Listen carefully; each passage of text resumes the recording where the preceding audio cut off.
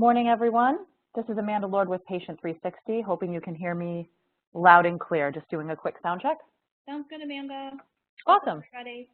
Thanks, everyone, for joining us today. I know for some of you it's your lunch hour, and for those of you here on the West Coast, you're just getting started with your day. So we will try to get through this very quickly for you. It's a very simple process in terms of the MIPS for Beginner program, which is what we're going to be talking about today.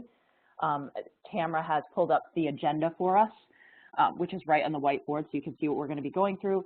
And I'm just going to pop over to the screen share in a moment and show you a little session that's going to familiarize you with the MIPS for Beginners program, which is also known as the Test PACE program according to CMS. So let me just pop on in here, over to the start.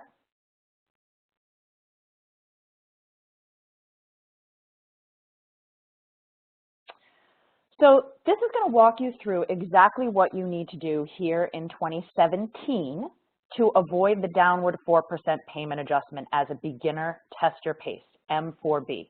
So this session is specifically geared to help you avoid the negative downward payment adjustment in 2019. So it's 2017-2019. And just making sure everyone can still hear me okay. I heard a beep, so I want to make sure it's still clear. You're good, Amanda. Perfect. So agenda, super easy. You're going to avoid a downward 4% payment adjustment for the 2017-2019 reporting period, right? So everybody knows that there's a delay. You participate in the program in 2017, you avoid the payment adjustment in 2019 of minus 4%. We're going to show you that you just select your measure. It's very simple. You select one measure for the MIPS for Beginners program. You enter your one encounter. There are some folks who like to enter more than one encounter because they're competitive and want to be a part of the benchmark. That's certainly okay. But to keep it simple, we don't want to confuse anyone. It is one measure, one encounter, and that will avoid the 4% payment adjustment. It literally takes less than 5 minutes.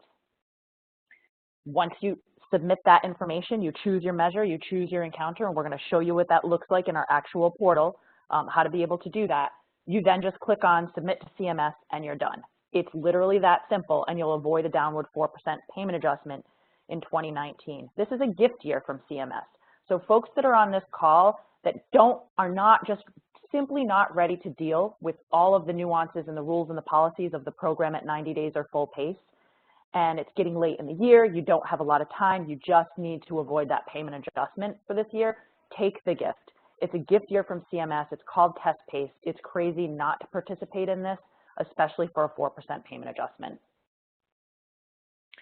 This is what we're talking about, that it's a flexibility that's been offered in this first year, because I think CMS, from feedback from registries like ours and QCDRs like ours, have explained, look, this program is already really confusing under the legacy program as PQRS. It was confusing back then, and now there's a lot more layers and a much more complexity. The program continues to evolve. It's a living, breathing program. And so CMS has allowed this first year in 2017 more flexibility and this test PACE option, or MIPS for Beginners. So again, yes, it's true. You could just enter your one measure and your one encounter, click Submit to CMS via Patient 360, bam, bam, it's done, and you've avoided the payment adjustment for 2019. So the first thing to do, one more time, is you're going to enter your information, enter your clinic information into our portal. That's your NPI and your TIN. Whether you're reporting as a group or an individual, you can still utilize the beginner option. So groups are also able to report as at the test PACE option, just like an individual solo provider would. So it just makes it easy for a group too. If you're a large group, you do not have time to pull things together and report at full PACE or at 90 days, you can also do the beginner program and still pass and avoid the 4% payment adjustment for the group. Just to remind everyone, a group of providers constitutes any TIN that has 2 or more providers. 2 or more individual NPIs within a TIN constitutes a group, so you can report as a group that way. You select your measure, it's just one measure, and we have 20 available to make it easy for folks.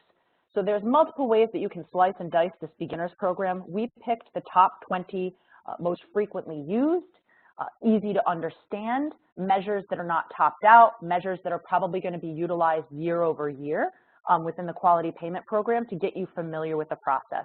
So we've pre-designated 20 measures that you can select from. You pick one of those, you add them in when you're in our portal, and then you select your one encounter and you're done. It's literally that easy. Enter your encounter for the measure that you've selected, and you're done. This is what it looks like. You pop into our portal, you add yourself, so you're going to pop in your NPI over here, put in your NPI number. When you add and verify it, our portal and software is actually connected to the Paycoast NPI lookup tool, so you'll know if you've punched in an incorrect NPI or something's wonky, it's going to stop you. So it's great. It's a fail-safe, and it's going to let you know if you're doing anything wrong in terms of your NPI, making sure that you've got the correct NPI in there.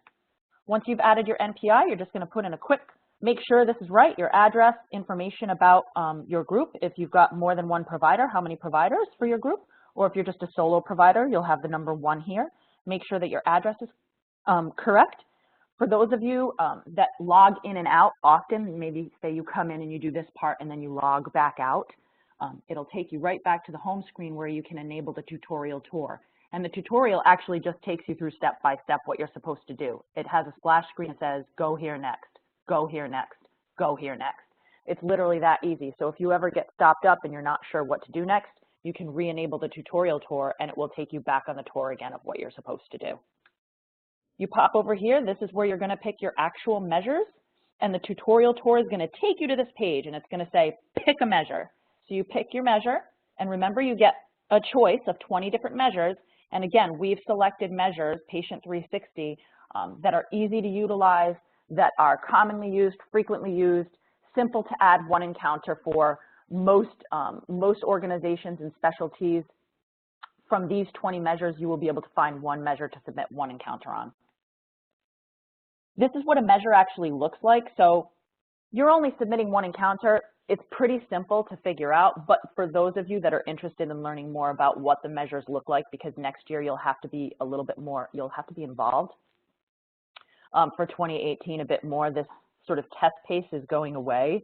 You'll have to enter more than one encounter, so I just wanted you to be familiar with what the measure looks like. And so here's what the measure looks like. It has what's called a denominator, so you just need to find one patient that's 65 years and older for this particular measure, is care plan, measure 47, very commonly used. When the date of service was for that patient, their date of birth, were they a Medicare Part B patient or another patient, pop in the encounter code that you utilized with that patient, that's the denominator, and then did we meet the performance for this measure or did we not? That's it. Once you enter this information into the portal, you'll be done. I like to show folks the benchmark score just so they understand for next year when you are getting more competitive with this. When you do want to enter more encounters for more measures, this is the national benchmark. So every measure that's in our portal will tell you if the measure is benchmarked nationally by CMS, it will tell you what score you need to achieve or how many points you need to achieve for the measure to get the maximum score. So when I say benchmark, for those of you that are going to do this MIPS for beginner test pace, but you're a little bit competitive and you say, well, I do actually want to be a part of the benchmark for the one measure I'm choosing, the magic number is 20 encounters. So if you pick your one measure and you add 20 encounters, you can actually be a part of the national benchmark for next year and you can see how you're scoring against everyone else for that particular measure. Some folks aren't interested in that this year, don't want to deal with it, don't worry about it, just enter your one measure and be done with it. But for folks that are interested in being a little bit more competitive, you can still enter your one measure, but you're allowed to add up to 20 encounters for that measure so that you can see how you're stacking up against the national benchmark. This is how easy it is to add the encounter. You enter the patient ID as said before, put in the denominator, and there's up and down arrows that tell you, pre-select for you what you need to pick so you don't have to worry about picking the wrong thing or typing in the wrong thing or free typing something wrong. Put in the date of service, the patient date of birth. Are they a Medicare or some other patient? Enter in whether or not you met the performance for that patient. Click on yes, I entered the encounters for the providers that I've added, because you have. If you entered your one encounter, you're done, and you click on submit to CMS. And you're done. Really, that's it. You're going to avoid the downward 4% payment adjustment just by doing that. So I think that folks are kind of like, how can this be true? This isn't true. It really is true. It's really that simple. It's only $149 per provider, so let's look at dollars and cents for 1 minute. Let's think about a downward 4% payment adjustment. A lot of times people say, well, how am I saving money? Like, how does this all work? How am I getting adjusted? it's a downward 4% payment adjustment on whatever your charges are going to be in 2019, but you can kind of estimate. So if you're on this call and you've got, say, 5 providers, and you know your average Medicare allowable charges in a year, are at least over, I don't know, $200,000. So let's say you've got $200,000 in Medicare allowable charges in 2016. You can look at 2017. You kind of have that average number. You get a sense of, talk to your billers, talk to folks, and say, where are we at with our Medicare allowable charges? You should have some sense of a total average for your group, or if you're a sole provider, around what you're billing for Medicare. You multiply that by your 4%, so if it's $200,000, you're looking at about an $8,000 payment adjustment at least. So it's minus 4%, and it's going to be based on whatever your charges are in 2019. So give or take, I'm giving you really general numbers, but something to work with so you understand. So would you rather lose $8,000 or spend $149 right now? It seems crazy that you wouldn't want to participate in a program like this because it's that fast, it's that easy, it's automated, it's not very expensive. And the other thing to think about is the fact that once you start participating now, you're getting yourself prepared for next year when the eligibility requirements are not as flexible, except for low volume threshold. That has changed a little bit, and that's a different session. But for the most part, a lot of the stuff is going to continue to evolve and become more complex. You've got to get involved, so at least you'll have gotten your feet wet. You'll understand what a measure looks like. You'll understand basic participation. So in 2018, and you'll already have a registry that you're working with, we can guide you through the next steps to go ahead and get you participating more fully in 2018. So pretty simple. It's fully automated. So I'm not sure how many of you have popped onto our website, but there's literally a spot in the website that you click on that says, I'm ready to get started. And the automation is fully, it's a mini consent form and contract that you click on. It has eco-sign and everything, so you electronically sign for it. There's a payout process right there, right then and there. You make your payment, and then it pops you right into the portal. And the little tour that I just showed you turns on, and you just go through, pick your provider, pick your measure, add your encounter, click on Submit to CMS. So you're looking at about a 10-minute process when all is said and done to avoid a downward 4% payment adjustment. And again, run those numbers in your mind. Think about whomever you are on this call right now, if you're a practice supervisor, if you're an administrator, if you're an actual provider, somebody in your group or in your practice knows around about what you're looking at in terms of allowable charges each year for Medicare Part B patients. Take that number and multiply it by 4%, and that's what you're looking at losing if you don't participate in the program. By the way, next year in 2018, it's moving up to 5% for non-participation. So it just keeps, those numbers keep increasing while the program also continues to become more complex. So this is a kind of a gift year to really start getting involved now, make it easy on yourself, avoid the downward payment adjustment, and then you'll already be locked in with a registry that you can get help with for 2018 and figure out what's going on. As a matter of fact, we have a session later on today and then sessions throughout the rest of the year and a new blog coming up that talks about the new changes for 2018 rules. So that's literally in a nutshell. Tried to only make this a very quick process for you folks that are trying to get out for lunch and everybody else that needs to start their day. I'm going to take some questions now. If there's any questions, Tamara, in the chat box. And while we're doing that, what I might do is just pop over, and if everybody can see this, you can contact Heather if you are having trouble understanding how to get started. But what I'm also going to do right now is pop over to the website and show you exactly where to click on the automated process that will get you started and get you into the portal to add that one encounter and to add that one measure. And while I'm doing that, Tamara, have there been any questions in the chat box? Because I know I breezed through that rather quickly. Hey, Amanda. You've been able to weave in the questions so far. We do have Heather here with us. And she's happy to answer any sales questions that anyone may have. But again, feel free to put your question into the chat box, and we will try and get you an answer as soon as possible. Yes, we'll pause for just a minute to give folks time to be able to pop in the questions. And just so everybody knows, right here when you're on our website, Patient 360, if you know you're doing this program, I'm doing the M4B, easy peasy, I want to get started, you can just click here and sign up, and then it's going to walk you through the automation. So it's going to walk you through just the basic contract, the consent form for the provider. You click on that, it'll be an electronic signature, it does that for you, and then it pops you through to the payment, and then it pops you right through to the portal. And then after that, you add, like I said, one more time, you add the information about your clinic, double check, make sure the address is correct, the NPIs are automatically going to look up for you when you type them in, make sure that they're correct. You add the one measure, and these are the measures that you get to choose from. So this is our recommended, these are the recommended list of beginner measures. So they're ones that are frequently used. They're ones that you're going to be able to more than likely find at least one patient encounter. Remember, you only have to find one patient encounter. This is not good, even if you're on paper still. Many, many folks work with us that are still on paper. One encounter is not hard to dig up and pull from files. In fact, 20 encounters, if you want to be a part of the benchmark and get a little bit more competitive, that still only takes about 20 minutes.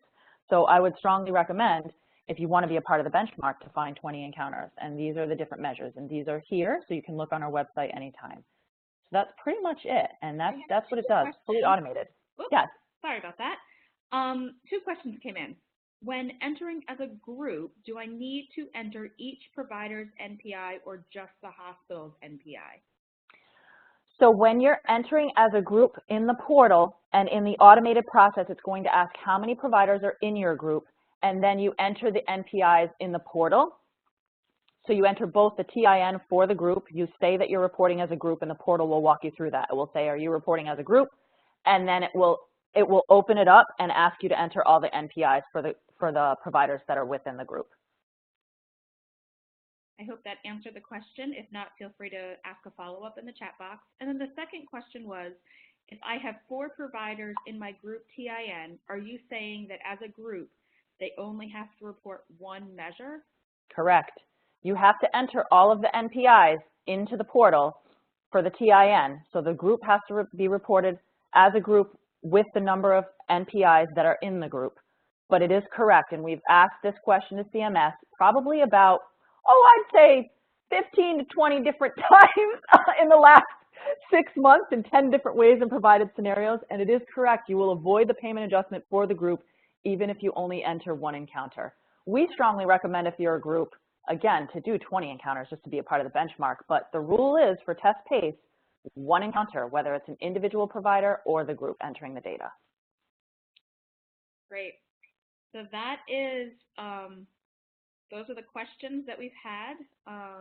And did you want to close up, Heather? Yeah, I mean, thank you everybody for joining us. We wanted to keep this as quick as possible since this part of the program is extremely easy to do, and we feel as though there shouldn't be anybody who's facing a penalty this year with such an easy option at the test pace. I'm in the business development department at Patient 360, and I can be reached at sales@patient360.com, or my email was on the agenda at the beginning of the presentation, and I would love to hear from any of you. If you have any questions about how to get started, or like Amanda showed on the screen here, it's very easy to automatically get started right through our website. And looking forward to hearing from anyone who has any further questions about the program. Thanks so much for joining us today. Thanks very much, everyone. Thank you.